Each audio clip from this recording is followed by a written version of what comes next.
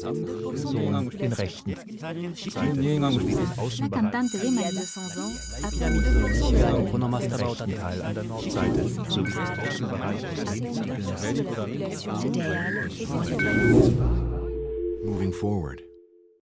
Pour prolonger votre intervention, Francis Bozir, il me semble que dans le premier exposé, on a bien aussi entendu parler d'un appel à une politique de mobilité qui s'adresserait à des publics particuliers. Donc je sais que dans les inscrits, je ne sais pas s'ils sont là ou pas, a priori ils sont plutôt là, il y a quand même un certain nombre d'entre vous qui travaillaient, disons, dans des entreprises opérationnelles, que ce soit des entreprises de transport, ou que ce soit des cabinets d'études, ou des cabinets d'architectes. Et donc là, il me semble que vous êtes vraiment interpellés. Alors, ça pourrait être intéressant que ceux d'entre eux qui se sentent interpellés, ou qui pourraient se sentir interpellés, nous éclairent. Il ne s'agit pas du tout de vous défendre par rapport à une supposée accusation, mais s'il pouvait y avoir des éclairages par rapport à cette question. Est-ce que certains donc d'entre vous... de toute façon, on a la liste des inscrits, hein, tout le monde là, puisque vous l'avez tous dans votre dossier. Donc, si tous ceux qui se sont inscrits sont là, on sait très bien qui travaille où. Voilà. Alors, est-ce que ça serait intéressant, je trouve, que vous réagissiez, parce que c'est vrai que jusqu'à présent, on a beaucoup entendu les universitaires et les chercheurs, un petit peu donc des représentants des régions ou de l'État. Oui, Roland Riby... urbaniste et ingénieur en transport, bureau d'études à Genève. Je réponds à votre provocation. Nous sommes les auteurs du plan directeur de la mobilité 12 du canton de la République et canton de Genève, dont la ministre verte en charge de la mobilité a dit que notre document était trop militant. La ministre verte de chez vous ? Oui. Ah, bon. Je vois que, décidément, les ministres vertes sont à l'honneur aujourd'hui. Je ne sais pas s'il faut y voir malice. Bon, mais en même temps, vous vous défaussez un tout petit peu, il me semble. Hein, il me semble que vous pourriez nous répondre un peu plus longuement. Mais bon, c'est une impression tout à fait personnelle. Madame. Je suis désolée, Sabine Chardonnay, j'ai déjà pris la parole ce matin, mais je vais changer mes lunettes de côté. Je vais parler là comme architecte.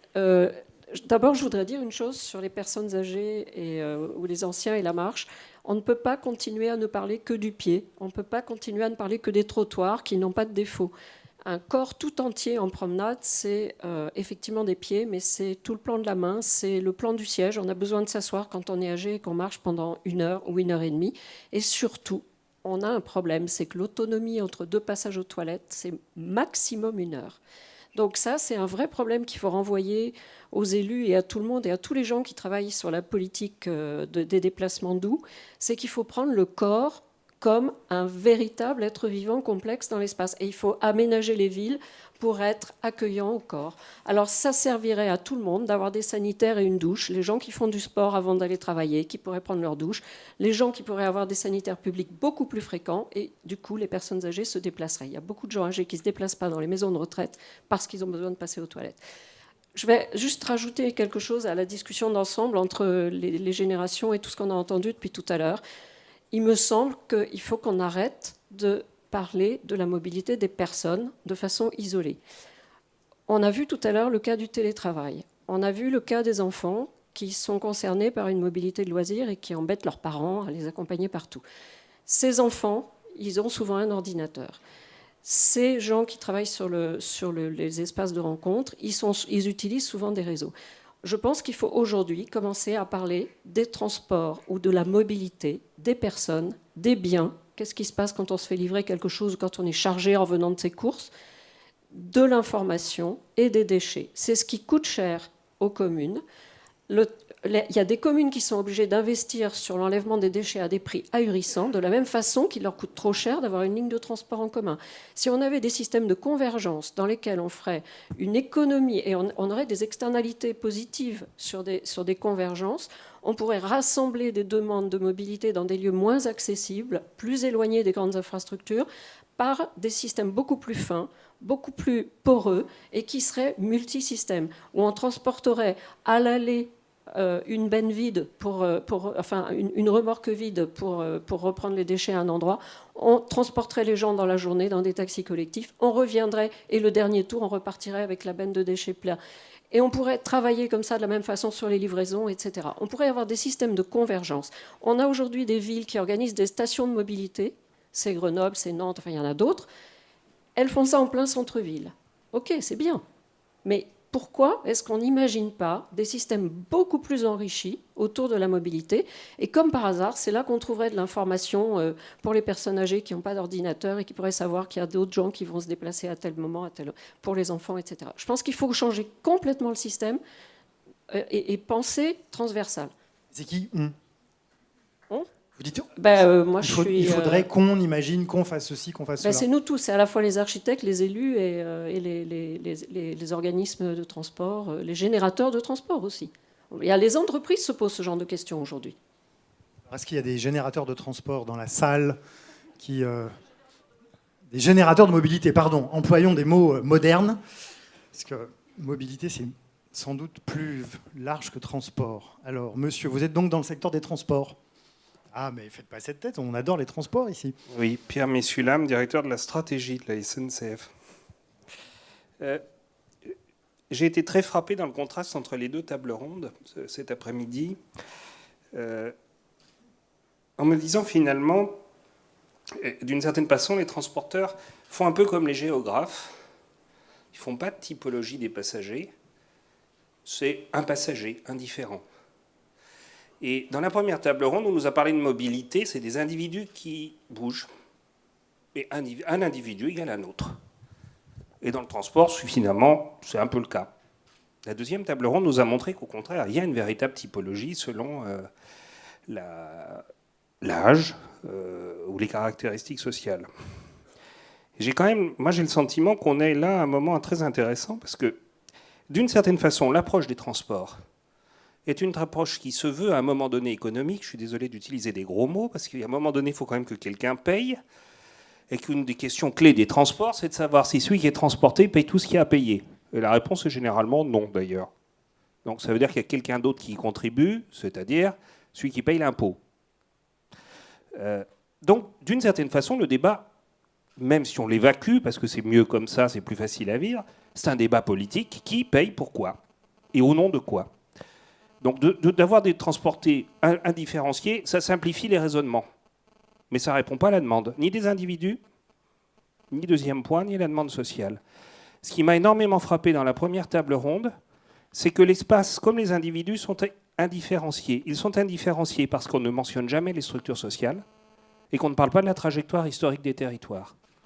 Tout à l'heure, l'un d'entre vous, je crois que c'est vous, madame, à propos de Montréal, mentionnait justement la trame préexistante à l'urbanisation des années 50. Et cette trame, elle est fondamentale, non seulement pour dire comment elle bâtit, mais dans une dimension psychologique qui n'a pas du tout été abordée, qui est l'identité des gens. Ce qui est caractéristique du périurbain très souvent, c'est qu'autant vous pouvez dire que vous êtes parisien, autant vous avez plus de mal à vous définir ni comme périurbain, ni comme habitant de Coulommiers. Enfin si, vous pouvez, si vous y êtes depuis 3 générations. Et je crois que là aussi, deuxième aspect moi, qui me frappe, ou que d'abord comme transporteur, mais je crois que c'est un travers qui est largement partagé dans ce que j'ai entendu, c'est que nous ne nous attachons pas beaucoup à l'histoire, à l'identité et au rapport identitaire qu'a la personne quand elle vit et quand elle bouge. Ça peut être faire co-substantiel à ses racines et à sa vie, ou ça peut être une contrainte subie. Et quand je dis cette identité, on vit avec le mythe, à propos des déménagements, des changements de logement, que déménager, c'est pas compliqué. Et on dit, c'est curieux, les gens déménagent toujours dans le même rayon. Ben, attendez, on déménage. Pour qui a déménagé? Moi, dans ma carrière, ça m'est arrivé un certain nombre de fois. On ne peut pas dire que c'est forcément un bon souvenir. Ça coûte de l'argent. Ça vous complique la vie pendant des semaines. Et accessoirement, quand vous avez des enfants scolarisés, vous avez des contraintes fortes, sans parler quand vous êtes biactif dans un couple. Ben oui, il faut trouver le bon lieu. Donc en fait, on vit comme si l'espace était indifférencié. Il ne l'est pas. Comme si nous n'avions pas d'histoire dans notre rapport à la mobilité, alors qu'on en a tous une. Et comme si on n'avait pas de préférences qui ne sont pas des préférences rationnelles. Je suis désolé, mais il y a des gens qui sont issus d'un territoire. Ça paraît aberrant, mais ils n'ont pas tellement envie d'en partir parce qu'ils se sentent bien. Or, c'est comme ça. Et dans le raisonnement que nous faisons, et notamment dans les modélisations économiques, c'est une dimension qui finalement ne peut être portée in fine que par des élus qui sont censés exprimer la sensibilité et identitaire et j'allais dire de préférence, mais dans des modalités de gouvernance où finalement, ça va être le choc entre une vision politique et puis une rationalité technico-économique. Mais ni l'une ni l'autre n'aborde cette dimension sociétale. Moi, ça m'a beaucoup frappé. Et puis, dernière chose, qui est peu présente dans nos discussions, mais qui joue tellement sur la mobilité et sur les déménagements, le prix du foncier. Enfin, on a l'impression que les gens habitent là un peu, ils se mettent là parce qu'ils ont trouvé là. Mais il y a des gens qui, à mon avis, dans le périurbain, rêveraient de changer d'endroit. Sauf qu'ils en ont franchement, et ils n'en auront jamais les moyens économiques. Et ce n'est pas de les stigmatiser, c'est un fait d'inégalité sociale, peut-être. Ce n'est pas les transports qui vont compenser ça. La question est donc véritablement que derrière les questions de mobilité se repose finalement une forme de volonté politique qui est à la fois fiscale quant aux impôts et foncière quant à des choix structurants d'implantation de la population. Et là, vous ne pouvez pas dire que les individus qui sont transportés ont le choix. Ils ont un choix sous contrainte économique très prégnante et un choix polarisé par des préférences tenant à leur histoire ou à l'attrait d'un territoire. Et c'est l'ensemble des trois qui va déterminer finalement, j'allais dire, les demandes au transport. Et je crois qu'aujourd'hui, les discussions qu'on a montrent que si chacun dans sa spécialité essaye d'appréhender un des aspects, la véritable difficulté pour construire une réponse sociétale et durable, c'est d'arriver à conjuguer les trois avec une gouvernance politique, notamment en France, qui est extrêmement morcelée et qui rend en fait la construction des décisions publiques et les choix fiscaux et d'investissement public, pour ainsi dire, insolubles. Alors je pense qu'une des raisons qui a été invoquée, c'est pas que depuis 40 ans les universitaires disent des calembredaines, c'est qu'ils s'adressent à des gens qui sont complètement impuissants, vu les structures de gouvernance, pour essayer de les mettre en application. Et donc la question, moi je la poserais plutôt dans ces termes-là. Merci beaucoup pour votre précieuse analyse. En tous les cas, donc vous avez posé beaucoup de questions, mais si j'en retiens une dans votre diagnostic, c'est que la demande de mobilité, pour vous, est davantage un symptôme d'autres malaises, que la mobilité ne peut donc pas être la réponse à tous les problèmes. Bernard Emsellem, je crois que vous vouliez intervenir, et puis ensuite on donnera la parole aux géographes et aux universitaires qui ont été à leur tour interpellés, ce qui paraît assez logique, puisque vous aviez interpellé, mesdames et messieurs, les opérateurs. Bernard Emsellem. Oui, je voulais intervenir, même si ce n'est pas directement lié à ce qui vient d'être dit, mais je pense qu'il y a une question clé qui était quels sont le rôle des différents acteurs dans la réponse à la demande de mobilité et à l'offre de mobilité, dont on voit qu'elle est pleine de trous. Et c'est vrai qu'on sait bien que dans le système, il y a un système, en particulier dans la mobilité de proximité, il y a des acteurs que sont les collectivités territoriales qui sont organisatrices, qui comme les utilisateurs ne payent pas le prix total, sont des acteurs très importants. C'est des autorités organisatrices très importantes parce que c'est elles qui organisent le complément du financement. Donc il y a ça d'un côté, il y a évidemment les opérateurs de l'autre, et il y a la demande de l'autre, et puis il y a l'opinion publique. Moi j'étais frappé tout à l'heure d'un ricanement qu'on a eu. J'étais frappé parce qu'on dit que ici, le périurbain a sa légitimité, sa force, etc. Mais quand on a parlé, quand vous avez parlé tout à l'heure de la jeune fille qui était très bien chez elle finalement, nous avons ricané. Ce qui montre qu'il y a encore du boulot pour nous aussi, qui disons que le périurbain est quelque chose sur lequel il y a à faire. Alors, je suis frappé par l'idée qu'on cherche des solutions de type opérateur. Je pense que, c'est-à-dire au fond, il y a derrière l'idée d'infrastructure. Et je ne suis pas sûr que tout va se résoudre avec de l'infrastructure.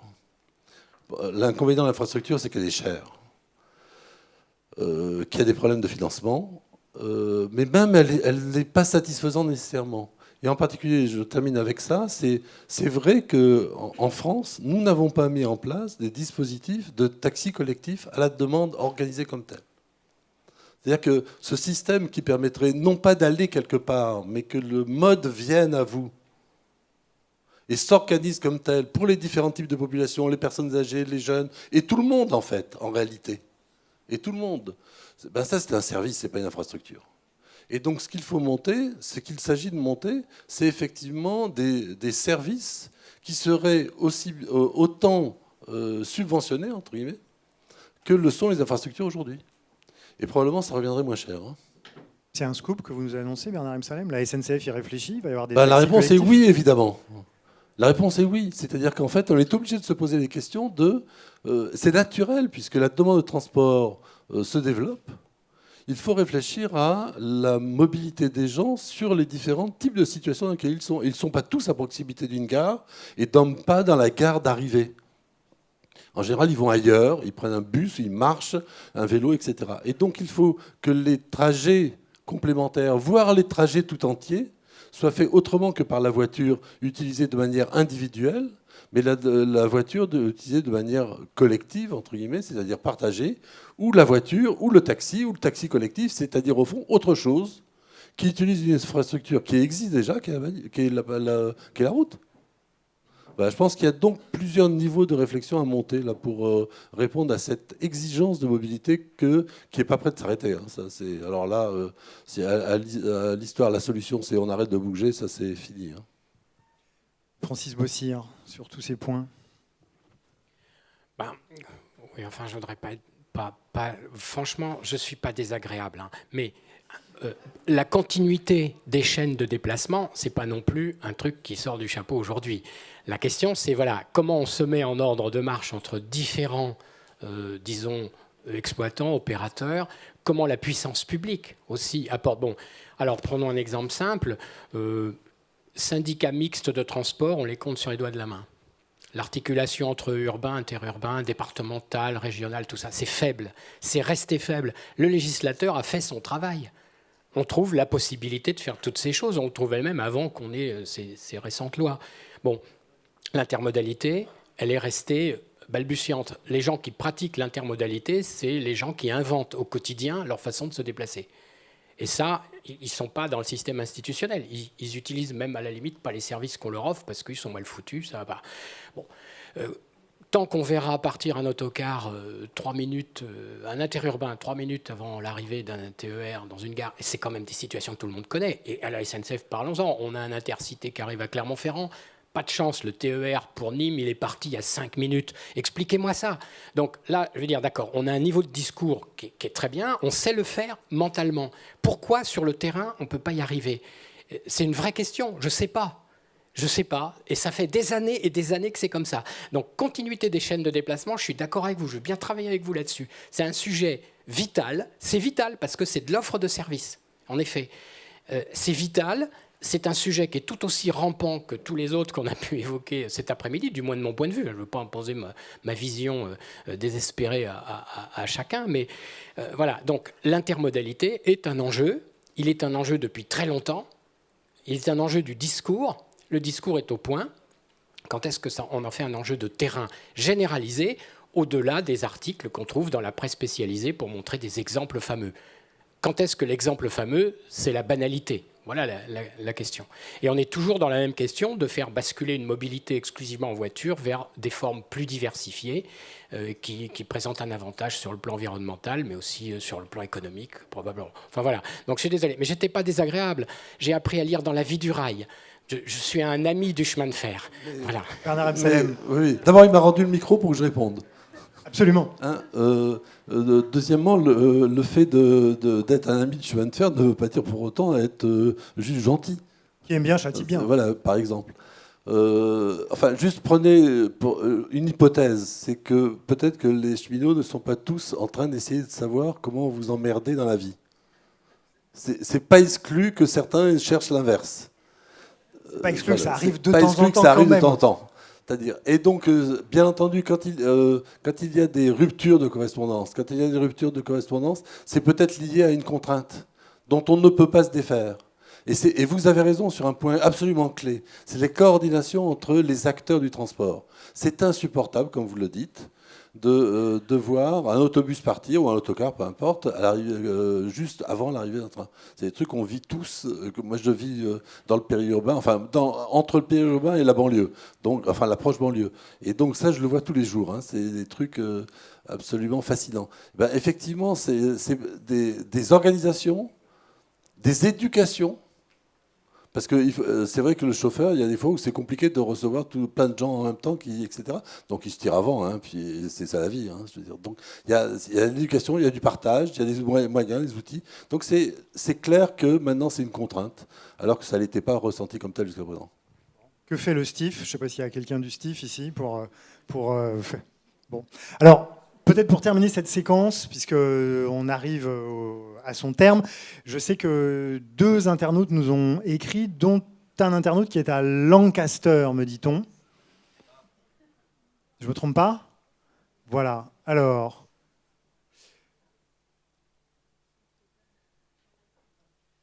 Mais qui est... Alors, est-ce que vous voulez... Oui, la question a été posée. La question a déjà été posée. Elle a été posée en français, me glisse Francis Bozir. Donc elle est maintenant posée en anglais, ce qui effectivement la rend encore meilleure. Voilà. Alors, le télétravail... Et tout à l'heure, Francis Bozir disait que c'était pas une bonne question. Oui. Bon, là... Oui. Là, Bernard Amsalem, vous vous vengez un peu facilement. C'est avec délectation. Alors, le télétravail, une réponse limitée à la mobilité. Bientôt, le téléloisir pour apporter une réponse complète à la mobilité. Alors là, je sens une ironie profonde, mais c'est une intuition. Qu'en pensez-vous là? C'est vous qui êtes interpellé? Oui, tout à fait. Non, je ne sens pas d'ironie particulière. Non. Je pense qu'effectivement... Est-ce que vous lisez Téléloisir chaque semaine? Pardon, pas du tout. J'ai pas la télé, désolée. Ah oui, mais vous pourriez lire Téléloisirs quand même. Ah bon? Oui. S'il y a des choses mais il y a des articles dedans, d'accord, je vous promets. ok. Bon, je vais mettre ça dans mes références biblio alors. Voilà, on est d'accord. Alors, effectivement, j'aimerais bien effectivement le penser. Enfin, en tout cas, ça pourrait peut-être être une idée séduisante. Bientôt, le téléloisir pour apporter une réponse complète à la mobilité. De ce que j'ai pu voir, c'est que les télétravailleurs à temps complet, comme je les ai rencontrés, ils aiment bien que le côté, l'exploitation d'Internet reste plutôt cantonné au travail. Et c'est pas pour autant que ça va se diffuser dans les autres activités, parce que justement, je disais, télétravail, parce qu'après, on veut se désynchroniser pour faire de la musique, pour jardiner, etc., etc. C'est comme tout le monde en fait. Hein. Les gens qui font de la radio n'ont pas envie d'écouter la même chaîne que celle qu'ils écoutent habituellement. Les gens qui font du télétravail, quand ils font du loisir, ne font pas du téléloisir. Et les gens qui font du travail, pas télé, peut-être que le téléloisir leur plaît. Mais est-ce que vous lisez votre critique dans Téléloisir alors? Mais malheureusement, Téléloisir ne parle pas de France Culture. Voilà. Mais si grâce à vous, ça pouvait arriver, je vous en serais infiniment reconnaissant, car il y a beaucoup plus de gens qui lisent Téléloisir que de gens qui lisent Télérama. Il faut quand même le savoir, même si Télérama est déjà très lu. Et qui écoute... Non, mais personne n'écoute France Culture, ça c'est bien connu. Voilà. En tout cas, merci beaucoup à vous tous. Et c'est l'heure de la pause. 2% de la population.